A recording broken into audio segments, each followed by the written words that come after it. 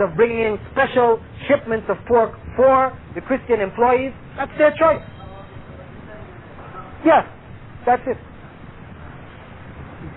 What is your understanding of the separatism between Iran and Saudi Arabia?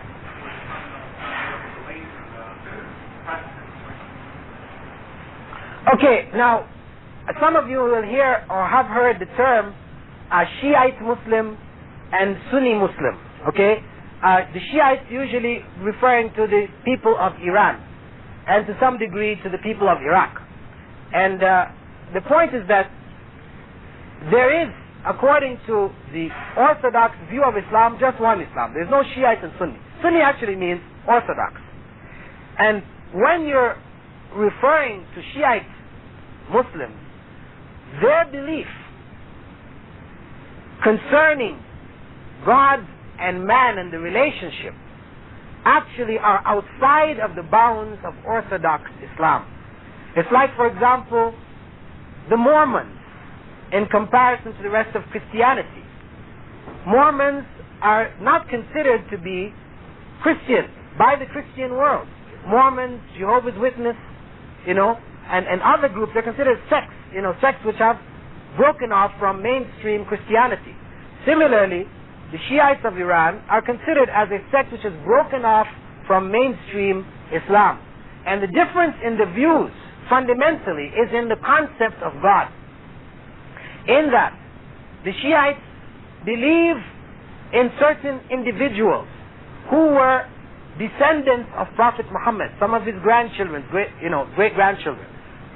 A group of them, 12, who they call the Imams, the 12 Imams. They believe that these Imams are omniscient, that they have knowledge of all things, past, present, and future. Whereas Orthodox Islam holds that that is only with God. God alone knows the past, present, and future. They hold that these Imams, for example, were infallible, totally, from birth to death. Total infallibility, according to Orthodox Islam, belongs only to God. Even prophets committed errors. But infallibility in the total sense belongs only to God. So that, and you go on to a number of other principles which exist within that concept, the concept of God and man within Shiaism. It teaches a different view than that of Orthodox Islam. So it represents a deviation. It doesn't mean that every single Shiite has deviated, because as individuals you may speak to them and they may not hold these views. But this is the official view. So looking at the system of Shiaism from an official point of view, they have deviated. It's not true then the reason for the initial separatism with the Iranians was because of the concept of the teachings of Muhammad, that something I heard that his teachings or the hadith or something was coded and passed by birthright to his brother that was in Iran. That's not true, or? Well, this is part of the claim that of the descendants of the Prophet Muhammad, the right to rule and to lead the Muslim nation became the sole right of these selected descendants. Because if you say they're infallible, and they're omniscient, and they have power over the atoms of the universe, ultimate power over the atoms of the universe, then surely these are the people who should be leading you. But the majority of Muslims didn't recognize that. So they would not accept them as having the sole right to lead.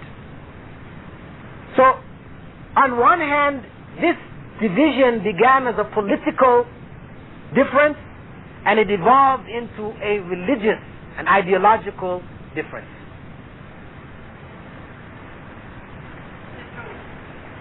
Okay, just thank you. According to the chapter, it is the body of the spirit who has heaven or heaven after the death. Well, from Islamic teachings concerning resurrection, when a person dies, the body is recreated and the spirit joins that body. So after judgment, the body and the spirit will go either to heaven or to hell. Yes, it will be a new body.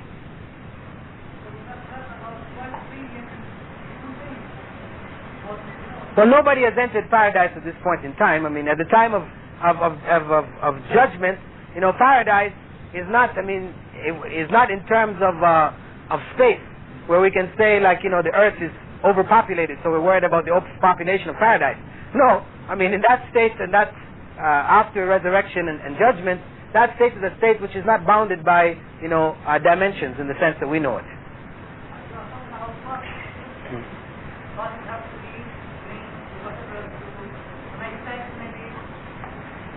Sure.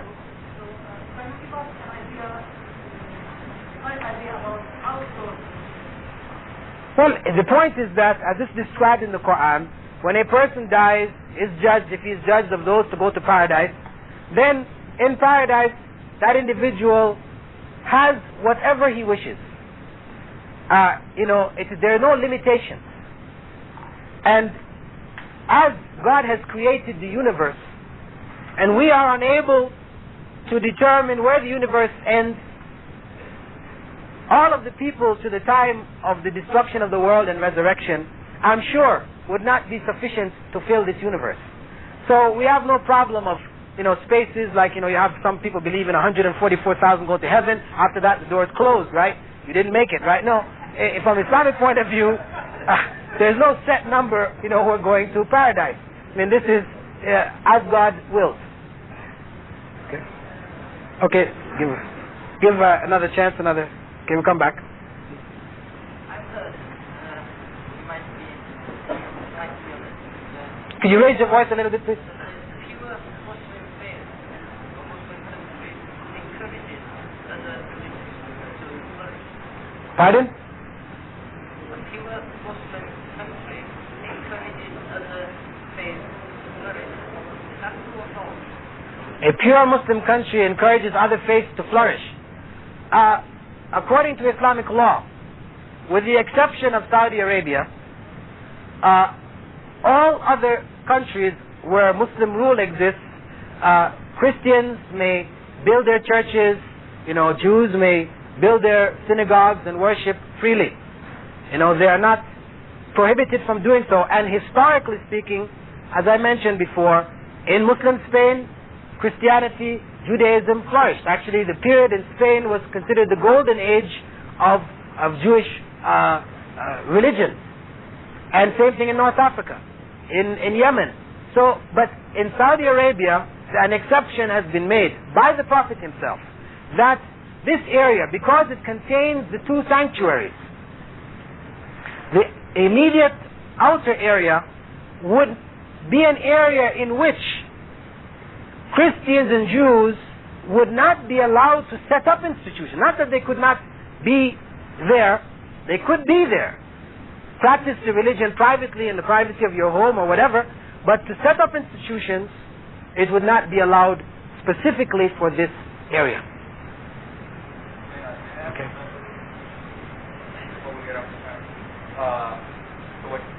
One of the first things that I was told when I got to this country is that Muslims need to know how to choose between right and wrong.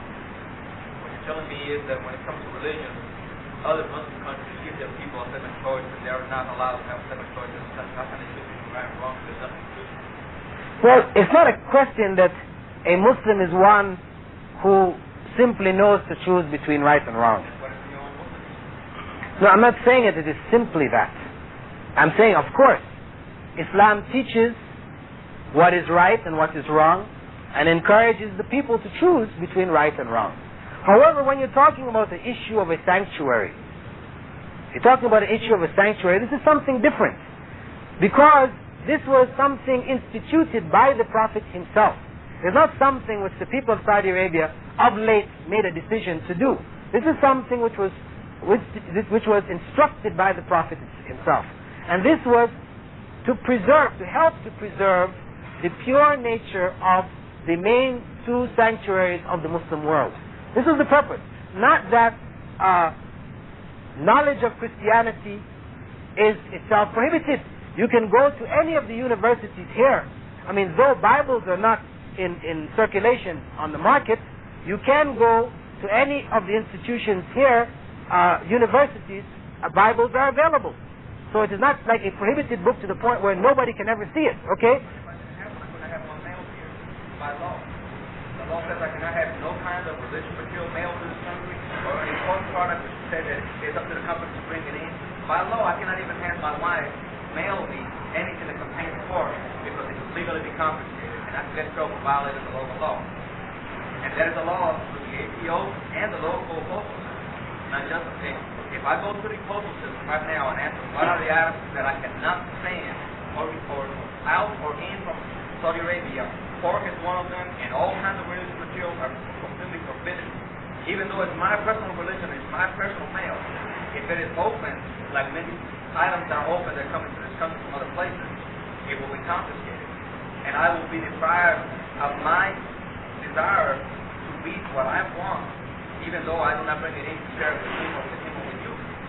But it's forbidden. And if I am caught breaking the law, then I am liable to be charged with the law. Okay. There's something else before I get off this. But let me respond to this point, okay? One, Christians who are coming into the country, according to law, each individual is allowed to bring in a Bible with them as an individual. This is according to the law.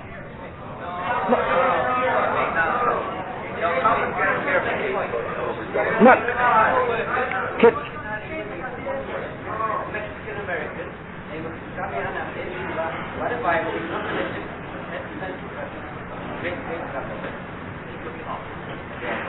This, can I answer it? Yeah, I'm saying that there will be and there can be a discrepancy between the individual practice of the people at the customs and the airport and what the actual law states.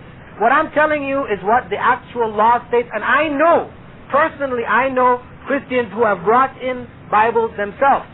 So I know according to the law, not just because they managed to sneak it in, but according to the law itself. Legally speaking, there is an allowance on the books. Okay, wait a minute, before we get off too far with that, right? The point is that the discrepancy between, individual practices of individuals and what is actually on the law book, that is something, I cannot address that. That is a problem which has to be worked out. People who are coming in who belong to companies, where the companies know what their rights are, can make that insistence when it's confiscated that it can be returned or whatever if they want to pursue it. But it's something, according to the law, that permission is there. Now, in terms of the sending in of religious materials into the country, if a person has this material being sent in, there are no guarantees that this may not be a part of a missionary activity. And this is what personally is prohibited here. It is prohibited for one to be involved in missionary activity in the sense of, distributing literature, etc., or setting up institutions, etc., which are Christian or Jewish or other institutions. But you practicing personally yourself, you reading the Bible, praying in your home, etc., this is your individual right. And that is where the country has drawn the line. The Bible teaches that we should gather together to share our experience with our Lord. And that is our teaching as Christians. Okay, the Bible tells us, look how beautiful and wonderful it is for the brethren to dwell together in harmony. In other words, they come together and they join, they share, so that our faith in God will grow for those that are weaker.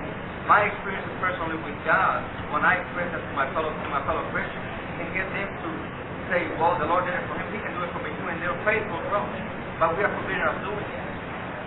I'm not saying that I want to come to this country and start preaching abroad, because I know it's illegal. But still, if I wanted to have a concordance sent over here, more than likely it will not make it. If I had a Bible dictionary sent over here, more than likely it will not make it, because it will get complicated.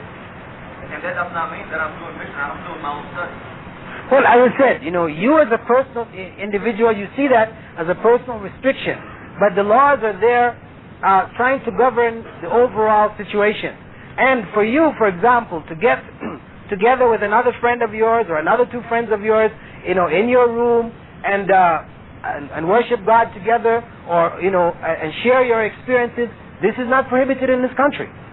And the bottom line is that as an individual, nobody is forced to give up their religion or to stop the practice of their religion.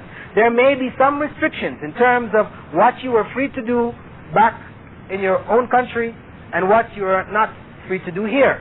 But this is something, when we join organizations, when we become a part of institutions, there are certain restrictions that are put on us, and we accept those restrictions.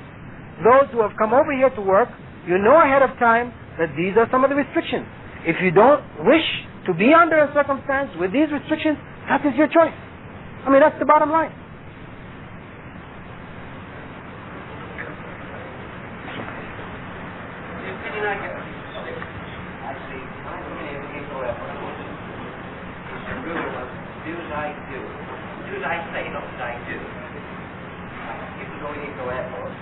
You wouldn't know a Muslim from a Christian or a Catholic.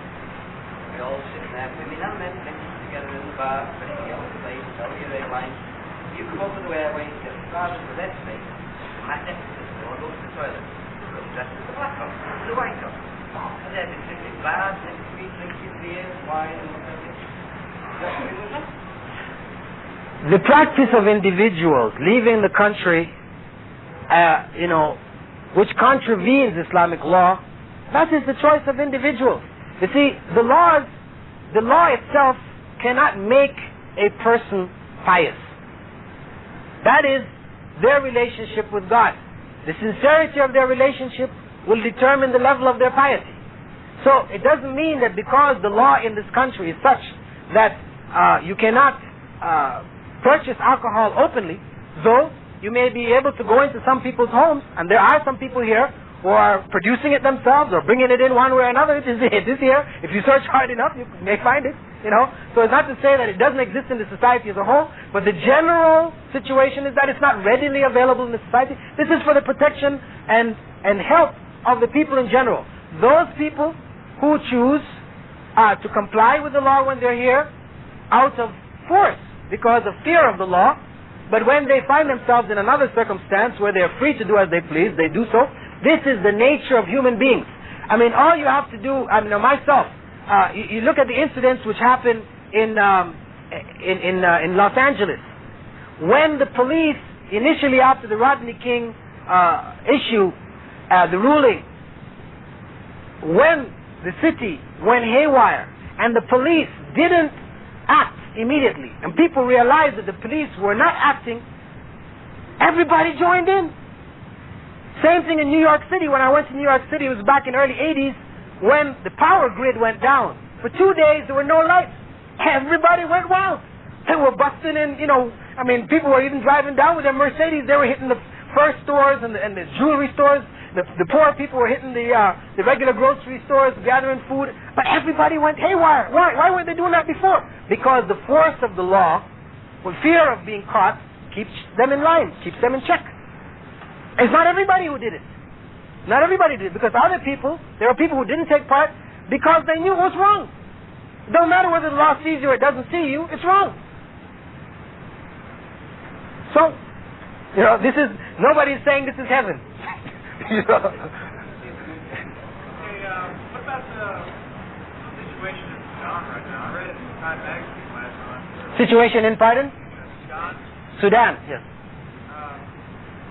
There seems to be persecution of Christians being forced out of the south, out of the city, and now it looks like virtual open warfare against Christians by the people in power. Is this a case of Islam, or is this a personal excess of the people in charge, or what is your opinion on this? Okay, in the case of Sudan, you're dealing with a number of political factors. One, to determine what is actually going on there is not that easy. Just like if you read the newspaper as to what is going on in Israel, you get a completely different picture than going down in Israel and seeing what's actually going on. So the media, which is reporting from, who have been involved in very heavy missionary activity in the South, and the vast majority of the people of the South are not Christians, the vast majority are animists, but the missionary activity which has been going on, they're supporting John Garang, who started a secessionist movement there. It is in the interest of those people to promote the concept that it is a war against Christians. But in fact, as far as I know of visits to the Sudan, of Sudanese, there is no animosity towards Christians. But the splitting off of John Garang and the SPLA, I mean, this is a political move where he's seeking to set up his own country. It's a political move which has used the issues of Christianity, to support and gain support for itself. This is my view. As I said, you asked me what is my view. This is what I see as my view. I mean, I'm not saying that the removal of the shanty towns around Khartoum, the relocation of the people, that some errors may not have taken place in the process, but I don't believe that this is directed specifically at Christians per se. I don't believe so. But again, as I said, that's my opinion. Was 1988, 1989, Sudan declared Sharia law, or their intention to institute Sharia law. And you and I live by basically the Sharia principles. But what it has done, and I can understand where the Christians are coming from. I was one myself at one time. You're having the principles of Sharia rammed down your throat. Now, it is a fact of life that once Sharia law takes place in a country, you will live by it or you will go to jail. Example, somebody gets intoxicated in Egypt. You are arrested. There's public drunkenness. Okay? Even if you're just tipping. You're taking in the Qur'an itself, and there are things that are legal for you that are not legal for them. And there are things that are legal for them that are not legal for you. Alright? The institution of Sharia law wipes out that ayat. Okay, I would add that many months ago, the Sudanese leadership stated that they were prepared that the southern regions would not come under Sharia law. Sharia law would only be applied in the majority Muslim regions. But Garang, that was not enough. When they sat at the table, this was one of the things which were offered as a means to stop the warring and the fighting. They offered that. This is one of the proposals. But separation was the program of John Garang.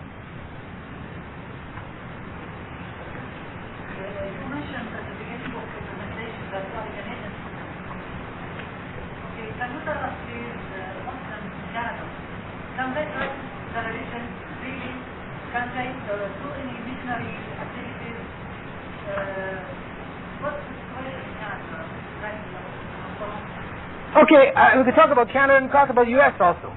Same situation, right? Same situation. I mean, in North America, a Muslim may practice some of his religion. He cannot practice all of his religion freely. Because if I, as a Canadian or an American, decide that I want to marry 4 women and look after them, according to Islamic law, because marriage to 4 women doesn't mean 1 wife and 3 girlfriends. It means 4 wives who you have to look after equally. You have to provide homes, food, shelter, money, look after the children. It's full responsibility. If I choose to do that, I am ruled a bigamist. I can go to jail. But if, wait a minute, I'm just responding to the question. Okay, let me finish, okay? But no doubt. I'm not questioning that. I'm not questioning the right of America or Canada to make that illegal. I'm not questioning it. Our friend here was just asking, he asked the question, am I free to practice my religion in Canada and America? And I explained to him, I'm not. I can practice it within the limits which are set by the laws of the country. However, if I decide to have 1 wife and 3 girlfriends, I'm perfectly okay. No, the law does not touch me at all. I'm legally a legal entity. But once I decide to marry these people, commit myself responsibility to them, it is illegal. Okay.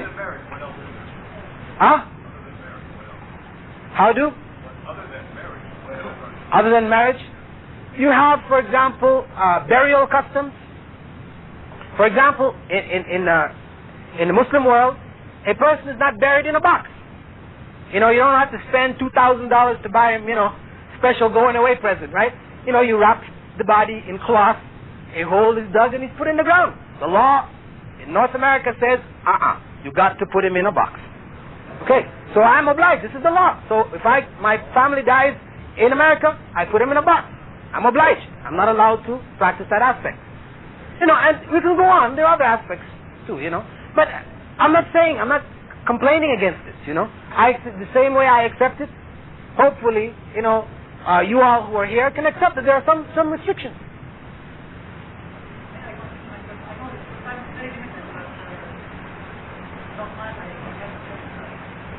What I know about Quran is that divides two sections. The first deals with the relation of human beings with that created God, and the second one is the social aspect of life.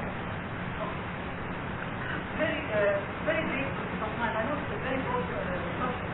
Can you use that as a deal? What new did the Quran or the Islam bring more than Christianity in order to convince Christians to quit their religion and to follow Islam? I'm talking very specifically about the relation between human beings and God, not about the social aspect. The religion of Islam, which we believe to be the final form of a message which was already brought by Jesus and Moses, as Jesus brought certain reformation, Muhammad brought certain reformation in deviation, believed deviation, which had taken place in Christianity. The primary deviation was that in relationship to God and His unity.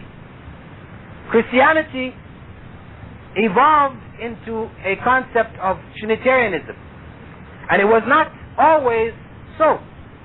There was a struggle which existed in early Christianity between Arianism, led by the Bishop of Alexandria, Arius, and those of Rome and Greece who had accepted and adopted a Trinitarian concept of God.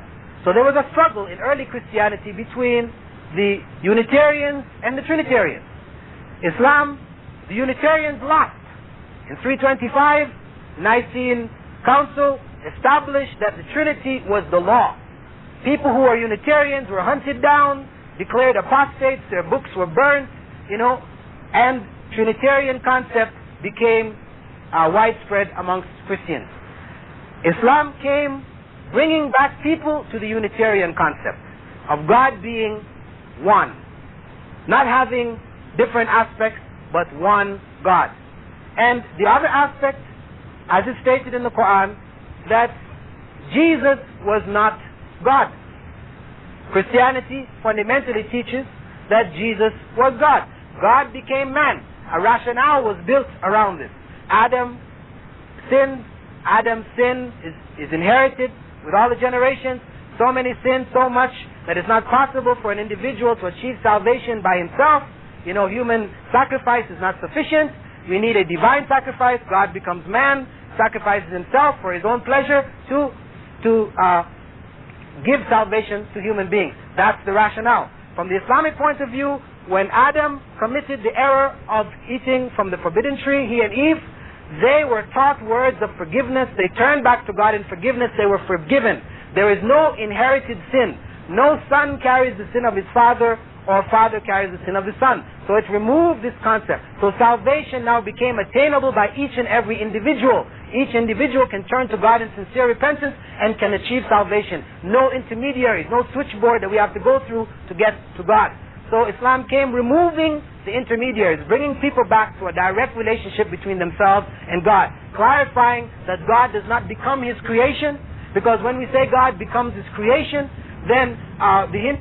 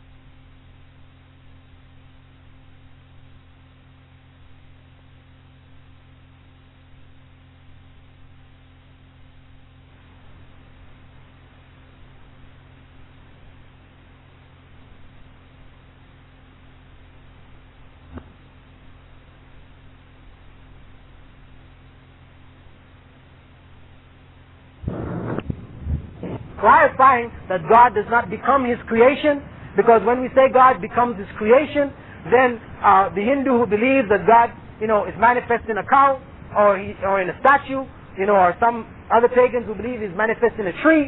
I mean, these are all aspects of creation. And if you can accept Him as being a man, why can't you accept Him as being a cow or being a stone? It's just your own tradition which insists that no, He was a man but He wasn't a cow. But no, from Islamic tradition, no, God does not become His creation. He is the creator, and the creation is distinctly different from Him. Our relationship to Him is submission and worship of Him. So that is the area in terms of the relationship between God and man, which Islam came to clarify and bring back to the tradition which was taught by Moses and the earlier prophets. Well, included in that, of course, is the issue of the saints, the intermediaries, which developed within early Christianity, Catholicism, which was rejected later by Protestantism, but exists within at least half of the Christians of the world. Islam rejected that issue also of sainthood. Okay, let me give somebody who didn't ask a question. Okay, did you ask a question before?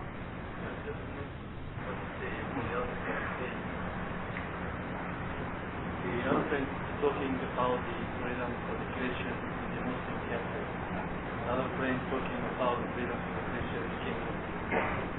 That's right, they have the right to raise their question.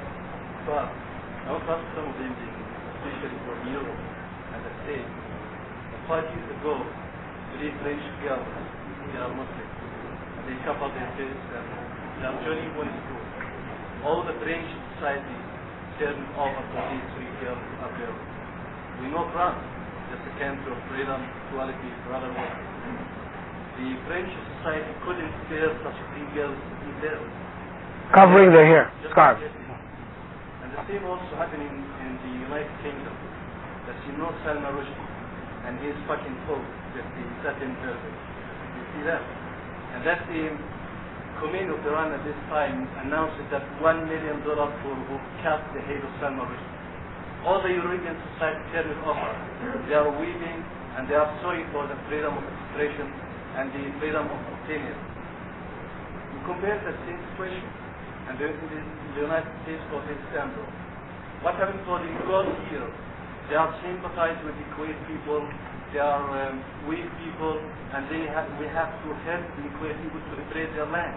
At the same time, the millions and thousands of Muslim people in Bosnia and Herzegovina are killed and slaughtered now.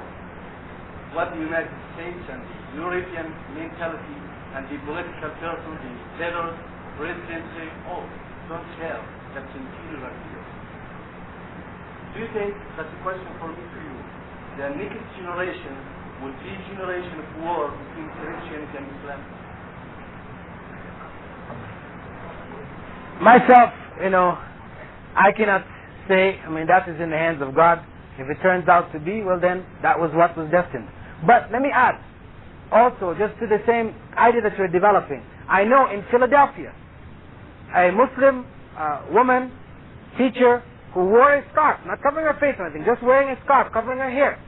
She was told by the school board, the school administration, to remove her scarf. She's not allowed to wear that scarf because it is an expression of, it is propagating her religion. Okay? Because Christians who wear a cross, they put it inside their shirt. They cannot wear it out because it's propagating.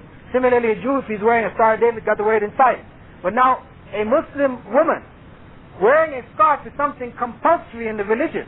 Whether you wear a cross outside or inside does not make a distinction. It doesn't make you less of a Christian because you wear it inside or outside. But wearing a scarf, taking off that scarf, it's prohibited for a Muslim woman. And for not only did the school insist on that, but the school board agreed, and Muslim women who wanted to wear scarves either had to take off the scarf to work out of necessity because they had families to feed, or they had to quit the teaching profession. So, this was just, I'm just adding this to what our brother was saying in terms of certain restrictions which do occur in the West, concerning the practice. Those people talk about freedom of religion, it is truly limited. It is limited, no doubt. We're talking about isolated incidents in your country and in mine. right? We were supposed to come here and talk about different characteristics and cultures of this country. Okay, we've got down here to the point that you're talking just a minute back and forth. Well, all of us really, because you are speaking. But his attitude is what your attitude is about it, what his attitude of this man over here is attitude. Okay, we're coming down to isolated incidents and single conversations. And I've got things to do today besides sit here. Okay? Point taken. I was just going to echo that. You're going far out of the realm of the Original lecture from the scholar that's our guest here. We are not going to solve politics or individuality. The gentleman is here to take the time to come here for a specific reason, to brief us on the culture and the customs of Saudi Arabia. Limit your questions to that part, and I think that we can carry this over a little bit better. We're not interested in what happens to the rest of the world. Right here with us, here now for our own job. Thank you. Thank you.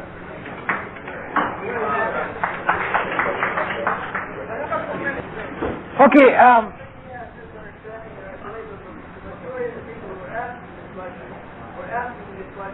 because they wanted a further understanding of the religion and of the culture. I don't think anybody can see the culture. sure. I mean, I just wanted to add that myself, that, though everybody understands before coming in here what the laws are, it's natural curiosity for people to try to understand why. What are the reasons behind it?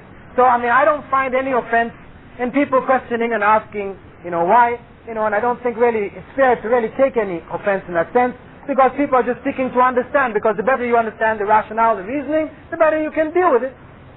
That's what it is. So anyway, I think, maybe we'll talk to this privately, okay? Because I think now, many of you are getting restless. I think the conversation has sort of reached its peak, and I know you're getting hungry and food's around the corner. So let me just close things down now. Thanking you, for coming and, and sharing in this discussion. I hope that it was of overall benefit to you all. And I hope if anything I said, was offensive to you, please accept my apologies, because I really did not mean any offense. And similarly, anything which you said, I would not take as offensive or intended to be offensive. Thank you very much.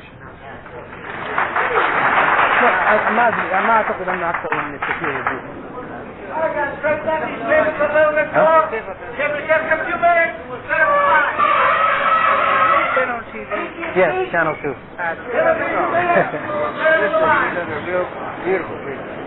Thank you very much. Really enjoyed it. My pleasure. I'm can we make it because we have so many questions we cannot complete the time. Can we make correspondence with you? Sure. You know what? Even this evening. What address?